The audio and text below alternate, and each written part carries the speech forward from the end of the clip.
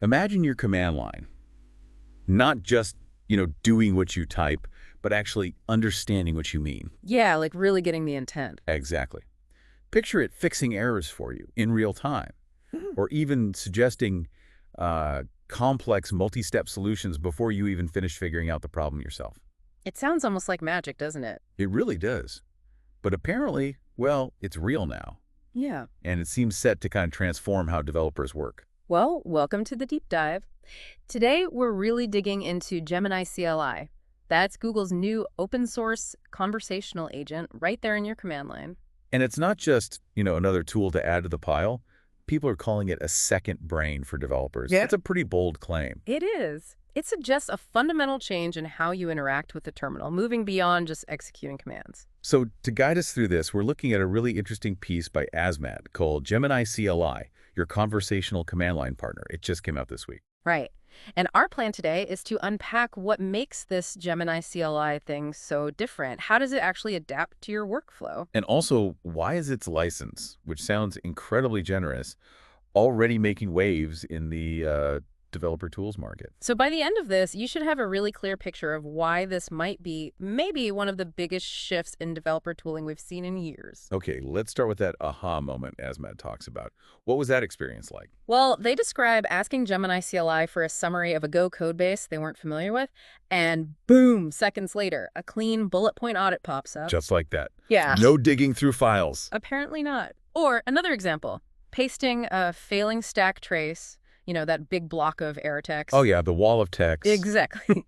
And instantly, Gemini CLI suggested 3 potential fixes, complete with the exact line numbers to change. Wow. Azmat described it as feeling like pair programming with someone who had already memorized every file. Okay, that's impressive. That immediate, smart response sounds genuinely revolutionary. So what's actually going on under the hood? It's not actually magic, right? Huh. No, not magic, but definitely clever engineering. As the source points out, Google basically wrapped its big public model, Gemini 2.5 Pro. Okay, the big one. Yeah, the big one. Wrapped it in this tiny open source layer that speaks fluent Bash, the command language most of us use every day. And it installs quickly, you said. Installs in under a minute, apparently. And right away, it changes how you use the terminal. Because the classic command line is so abrupt, isn't it? You type, it does something, maybe spits out an error. Right, and then you're off to Google or Stack Overflow trying to figure out what that cryptic error means. Yeah, breaking your flow completely. Exactly. Gemini CLI changes that whole rhythm. The question goes right there on the screen you're already looking at. And the answer comes back right beside the error. In real time. It's not just about saving seconds, though. It's about reducing that cognitive load. You're not constantly switching contexts. Right, you stay focused on the actual problem. Exactly. It frees up your mental bandwidth for the harder stuff, the creative problem solving. It handles the lookup tasks. That's the core of that second brain idea, I think. What's really interesting, too, is how it uses its environment. Because it sits in your working directory, right? Correct. So it can see the same things you see. Environment variables, repo paths, running processes. So the context becomes data for it. Precisely. It can say, open your Docker file and explain it, or figure out what a make target does, or even update your readme file without you needing to copy and paste everything. And the feedback, Azmat says, it arrives at human speed, yet carries machine precision. That's a nice way to put it. It is, and it leads to the next point. What kind of tasks can it do beyond just looking things up? Yeah, is it just a fancy search engine in the terminal? Not at all, according to the source. It feels less like a utility and more like chatting with a junior engineer who never misses an edge case. Okay, like what? Give me an example. Well, you could ask it something like, migrate this project from Express-to-Fastify. Those are 2 common Node.js frameworks. Right, a non-trivial task. Definitely not. And it doesn't just start coding. It apparently gives you a step-by-step checklist first. Offers to create a new Git branch for the changes. Even suggests writing tests before it touches any code. Okay, that's much more than just finding an error message. That's planning. Exactly. It's exhibiting planning and safety checks. So bringing this back to you, the listener, what does this all mean? Does this replace your job or your expertise? That's a really important point. Azmat is clear. It doesn't replace expertise. It's more like it removes maybe half the friction between intent and execution. Half the friction. Think about your own day. Those little repetitive things, the context switching, the moments you get stuck on syntax. Yeah, all those tiny paper cuts add up. This tool aims to smooth those out. You're still the expert, but you've got this super knowledgeable assistant right there with you. Okay, let's dive a bit deeper then. What are the core capabilities? What gives it this power? Well, it's got a pretty wide range. Code comprehension is a big one, summarizing repos, explaining diffs, that kind of thing. Understanding existing code. Got it. Then there's file generation, scaffolding new projects, writing Docker files, generating test cases. So it can write code too, not just read it. Yep. And it can execute shell commands, not just run them, but monitor them, retry them if they fail. Like you could literally tell it, Gemini, run NPM test until green. Huh, okay, that could be useful. Or dangerous. Potentially both. It also has context grounding via Google search. So you can ask it to fetch, say, the latest spec for an internet standard. Yeah. Gemini fetch RFC 911 Nevro, for example. Pulling in live web data directly. Right. And it even does multimodal stuff, generating images or videos using Google's Imagen and VO models. Seriously. Like Gemini make a logo for my CLI. Exactly like that, according to the source. Okay, that's unexpected for a command line tool. It bridges a few gaps, definitely. And finally, workflow automation. It can chain tasks together using something called MCP servers, Google's multi-cloud platform. So you could say, Gemini, prepare release notes, post to Slack. That's the idea, automating those multi-step processes. But the real kicker seems to be this context window. You mentioned Gemini 2.5 Pro. Right, and that comes with a 1 million token context window. 1 million tokens. How does that compare? It's huge. Azmat points out that competitors often top out at like 8,000, maybe 64,000 tokens. It's a massive difference. What does that mean in practice? It means the agent can basically read an entire large project, a whole monorepo, Okay. plus maybe a week's worth of your chat history with it, plus the entire markdown specification, and still have room left over for your next question. Wow, so it remembers the conversation, the project context, everything for much longer. Exactly. It doesn't have to aggressively prune the history like models with smaller windows do. It maintains context across much longer interactions. 1 million tokens. I mean, I just try to keep context in my own head across a few files is tricky sometimes. Having the agent handle a whole repo, that frees up so much mental space. Absolutely. It's a real paradigm shift. And that huge window is backed up by built-in tools. Right, you mentioned those. What comes included? So out of the box, you get that Google search grounding we talked about, a general web fetcher for any URL, helpers for reading and writing files, Makes sense. and a diff viewer. This sounds neat. It shows you the proposed code changes in your editor before they're actually written to disk. Ah, like a preview pane. Nice safety feature. Definitely. But you're not stuck with just those built-in tools. It's extensible. Very much so. You can add your own custom tools, like maybe you have a little internal service, a REST endpoint that does something specific. Okay. You can register that with Gemini CLI through the MCP manifest, or point it at a little Flask server you wrote for, I don't know, manipulating PDFs. So you can teach it new tricks specific to your setup. Exactly. It works with Google's open source agent SDK services, or even just your own compiled binaries. The extensibility seems really powerful. Okay, so it sounds powerful, flexible, but how hard is it to get started? Is it a complex setup? Surprisingly, no. According to Azmat, installation is just a single npm command. npm install -g at Google Gemini CLI. Just that. Yep. Followed by Gemini login, which pops open a browser for standard OAuth authentication. Quick and easy. And it works across different shells. Oh, Windows. works on Windows PowerShell too, yeah. Or you can run it with npx if you don't want to install globally, or even run it directly from the source code. Lots of options. What about local files? Does it create hidden stuff everywhere? It creates a small cache directory, .gemini, just for things like session memory, metadata about the tools it knows, and a local copy of your system prompt file, which we can talk about. Okay, so .gemini in the home directory. Right. And if you delete that folder, the agent just starts completely fresh. Azmat calls this transparency a welcome departure from inscrutable hidden directories you sometimes get. I can appreciate that. Okay, so it's installed. What are the key commands you actually use? There are just a handful of core ones. Tools shows you what capabilities are currently loaded. Makes sense. Editor lets you link it to your preferred GUI editor, like VS Code or NeoVim, or even just use raw Git for managing changes. So you control how edits are applied. Right. Then there's compress. If you're having a really long chat, this summarizes the history to free up tokens in that context window. Managing that million token limit. Exactly. And memory add is cool. You can tell it specific facts to remember, like memory add. Our staging RabbitMQ is on port 5673. Oh, like giving it project-specific knowledge. Precisely. And finally, clear just wipes the current conversation slate clean if you want to start a new topic. And these commands start with a slash, like in Slack or Discord. Yeah, exactly. It borrows that familiar chat app convention, makes it feel pretty natural, apparently, blends the chat interaction with the command line actions without feeling clunky. It does sound intuitive, more like a conversation. And that extends to how you tailor it to your specific projects and workflows. How so? Well, you can create a file named gemini.md right in the root of your project repository. Okay, a markdown file. Yep. And in there, you can list things like your team's coding standards, required commit message prefixes, specific domain jargon, anything you want the agent to know about this project. And it reads that automatically when it starts up in that directory. Exactly. So it tailors its responses and suggestions to your project's specific context. That's clever. Really makes it feel integrated. It does. And remember the custom tools. Imagine you have a Go program that lints your Terraform code. Like checking infrastructure code for errors. Right.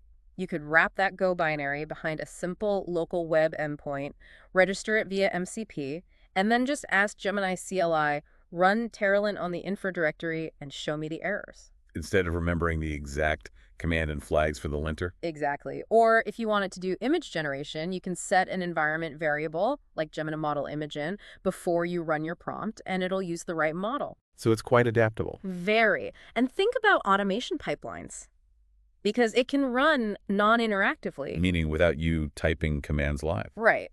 A Jenkins job or a GitHub action could call Gemini plan release, have it draft the release notes based on recent commits. And then pipe that output to Slack or email automatically. Exactly. No manual effort needed for that first draft. All these hooks, the customization. Azmat says it makes the tool feel less like an add-on and more like a first-class member of your automation stack. That sums it up well, I think. It really embeds itself. Okay, let's talk impact. Are there real-world examples of this making a difference already? Yes. The source highlights a few pretty compelling ones, even though it's early days. Like? A fintech startup reportedly ported an old Node.js backend over to the Fastify framework. They did it in 2 days instead of an estimated 2 weeks. 2 days? Down from 2 weeks. That's huge. It is, and they apparently accepted about 70% of the code patches the agent proposed as is, all within the free usage tier. Wow.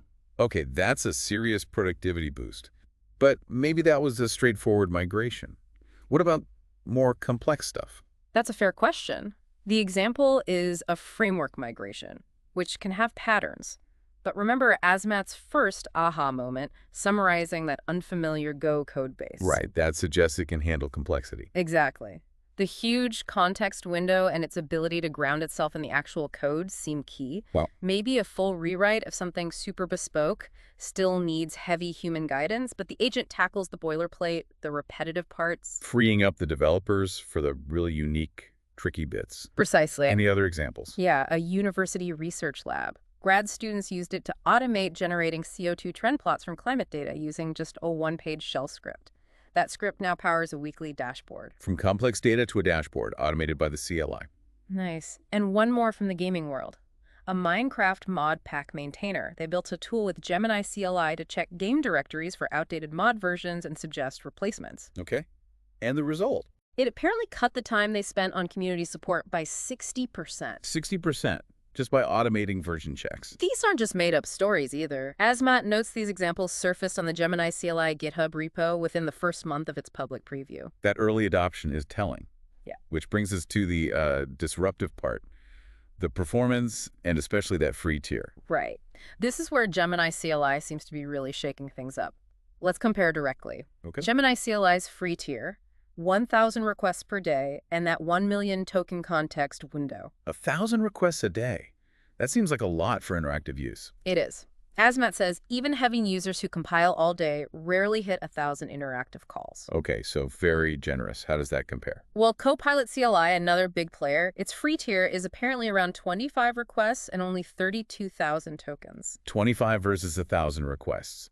32,000 versus a million tokens. Yeah. It's not even close. Not really. And another one, Shell GPT, offers maybe 100 requests and 8,000 tokens. So Gemini CLI is way out ahead on the free tier limits. And pricing beyond the free tier. Gemini CLI is usage-based, tied into Google AI Studio pricing. Copilot CLI is a subscription, currently $10 per user per month. Different models there. Usage versus subscription. Yep. And if we quickly compare core features, Go ahead. model, Gemini 2.5 Pro versus others using maybe GPT-4 local models or GPT 3.5. Open source. Yes for Gemini CLI, TabbyML, Shell GPT, no for Copilot CLI. That open source aspect is a big differentiator. It is. Built-in Google search grounding. Yes for Gemini CLI, generally no for the others. MCP tool system, yes for Gemini, partial or no for others.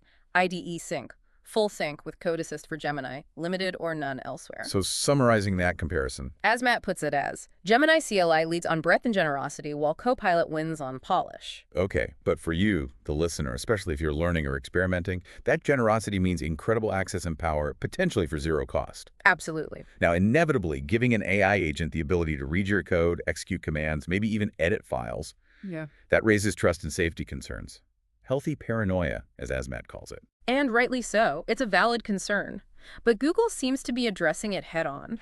Firstly, by releasing the CLI wrapper code itself under that permissive Apache 2.0 license. Meaning you can inspect the code yourself. Exactly. You can read every import and audit every network call if you want to. See exactly what it's doing. Okay, transparency is good. What about authentication? The authentication tokens it uses are stored locally in your home directory, in that .gemini folder. They aren't stored on remote servers. So you control the keys to the kingdom, so to speak. Right. And data handling, if you use the built-in Google search grounding. The feature that lets it fetch web pages. Yes. Then obviously the URLs you ask it to fetch pass through Google's servers. But you can disable that feature if needed for compliance reasons. Good to have the option. What about the prompts themselves, your code snippets? The standard is that interaction data can be used to improve the underlying Gemini model. However, enterprise customers using Google's Agent Builder program can apparently negotiate specific data control agreements to prevent that. Okay, so options for enterprises there. What's the community reaction been like? Is it active? Incredibly active, it seems. Azmat describes a blizzard of activity on the Gemini CLI GitHub repository. Over 1,000 commits already, hundreds of issues filed, contributions coming in from outside Google. Wow, sounds like it struck a chord. It really does. It feels more like an open core startup than a corporate moonlight project. That's encouraging for its future development. Any sneak peeks at what's coming next? Yeah, the roadmap looks exciting. Things like binary distribution, so you wouldn't even need Node.js installed. Making it even easier to install. Right.